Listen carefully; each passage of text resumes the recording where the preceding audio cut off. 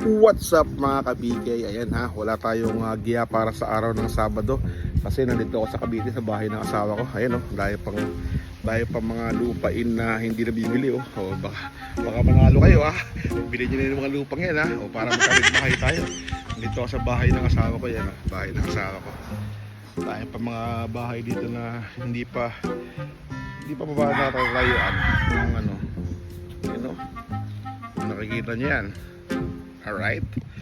So para sa akin ha, nakita ko yung lineup, medyo may kahirapan, 'di ba? Parang lamang na lamang si Dissolve dun, 'di ba?